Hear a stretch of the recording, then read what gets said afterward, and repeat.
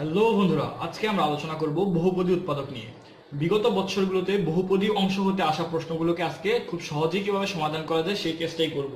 তো আলোচনার শুরুতেই আমরা জেনে নেই উৎপাদক কাকে বলে।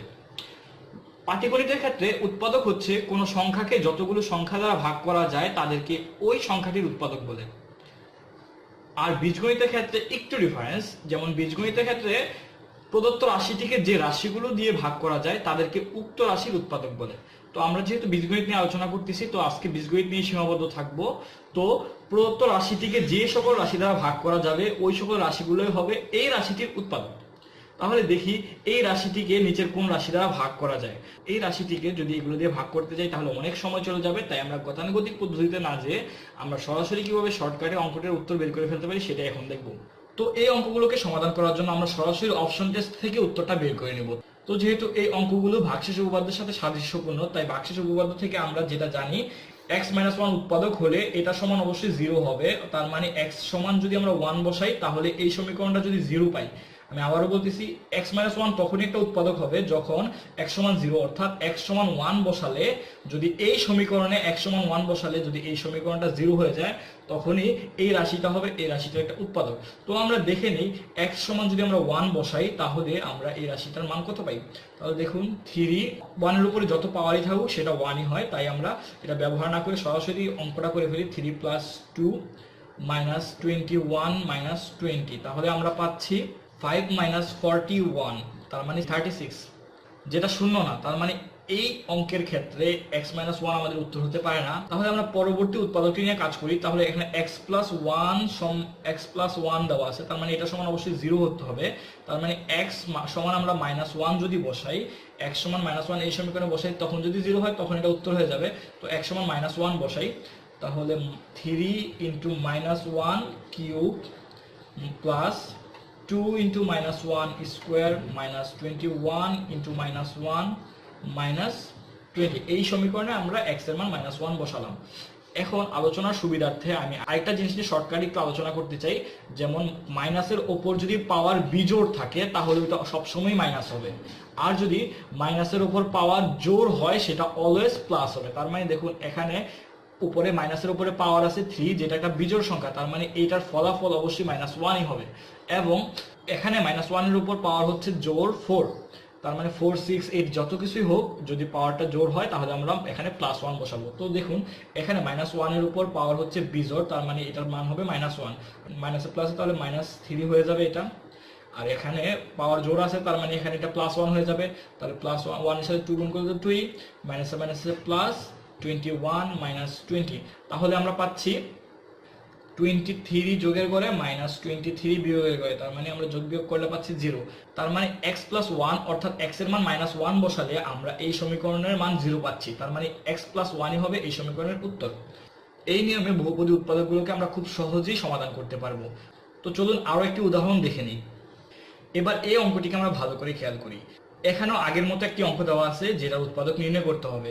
তাহলে আমরা দেখি এটা উৎপাদক হবে কিনা। এটা উৎপাদক হতে হলে x+1 সমান 0 অথবা x সমান -1 বসাতে হবে। তো আমরা যদি x সমান -1 বসাইলে 0 হয় তাহলে এটা হবে এটার উত্তর। তাহলে দেখি x সমান -1 বসাইলে এখানে কত হবে। তাহলে দেখি 2 × -1 to the power 4 - 5 × -1 to the power 3 plus 6 × -1 square minus 5 × -1 plus 2, তাহলে পাওয়ার জোড় আছে তার মানে +2, পাওয়ার বিজোড় আছে তার মানে মাইনাসে মাইনাসে +5, পাওয়ার জোড় +6, মাইনাসে মাইনাসে +5 +2, তার মানে আমরা এখানে পাচ্ছি 20। তার মানে সেটা কখনোই 0 না, তার মানে এইটা উত্তর হতে পারে না। তাহলে দেখি এটা উত্তর হবে কিনা। x-1 সমান 0 বা x সমান 1 বসালে এখানে যদি এই অঙ্কের মান 0 হয় তাহলে এটা উত্তর হবে। তাহলে দেখি x সমান 1 বসায়, তাহলে 1 বসাইলে আমরা সরাসরি বসাই দিই, আর হিসাব করার দরকার নেই স্কোয়ার, কেননা 1 এর উপর যতই পাওয়ার থাকুক সেটা 1ই হয়। তাহলে 2 - 5 + 6 - 5 + 2, তার মানে আমরা এখানে পাচ্ছি যোগের ঘরে 10 মাইনাস বিয়োগের ঘরে 10, মানে 10 - 10 = 0। তো অর্থাৎ x-1 বা x সমান 1 বসানোর কারণে আমাদের এই রাশিটা 0 হয়ে গেছে, তার মানে এইটাই হচ্ছে আমাদের উত্তর। আশা করি আপনারা বুঝতে পারছেন এই নিয়মের অঙ্কগুলোকে কিভাবে সলভ করতে হয়। এবার আমরা মিডল টার্ম টাইপের উৎপাদকগুলোকে কিভাবে খুব সহজেই উত্তর করতে পারি সেটা দেখে নিব। কোন সমীকরণে যদি তিনটা রাশি থাকে তাহলে ওটাকে আমরা ইজিলি মিডল টার্মের নিয়মে সমাধান করে ফেলতে পারি, কিন্তু আমরা দেখব কিভাবে শর্টকাটে এই রাশিটার উত্তর বের করা যায়।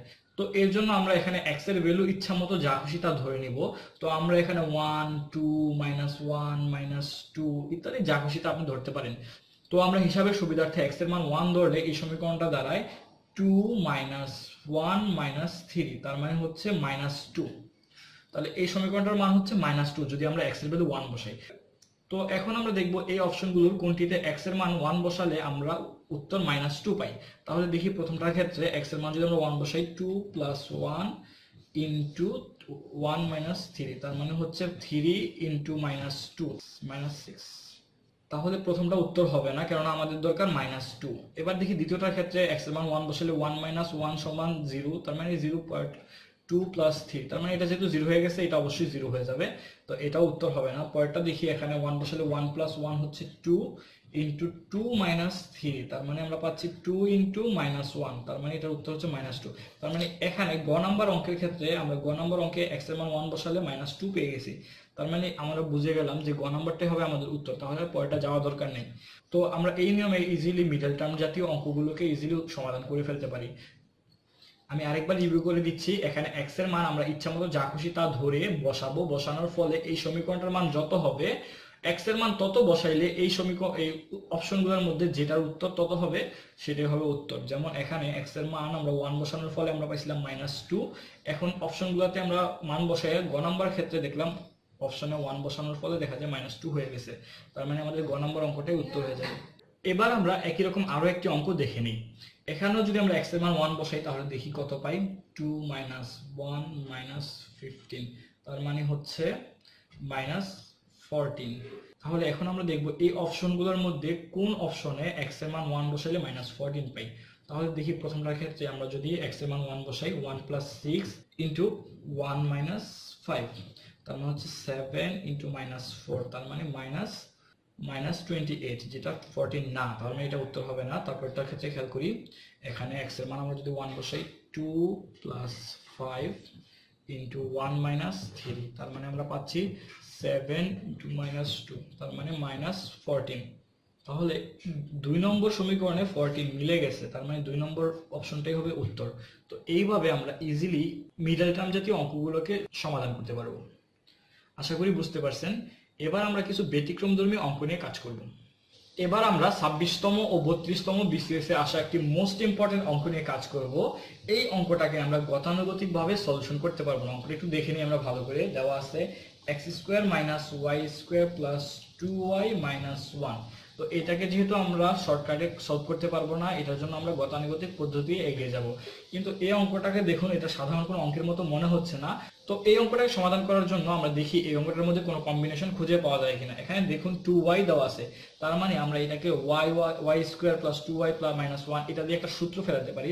তাহলে দেখুন এটাকে আমরা কি করব, x² রেখে বাকিটাকে ক্ষেত্রে মাইনাসটা কমন নিয়ে নিলাম, y² + 1 আছে -2y -1, এখানে আমরা মাইনাস কমন নিয়ে এই পুরোটাকে আমরা একটা ব্র্যাকেটের মধ্যে দেখলাম।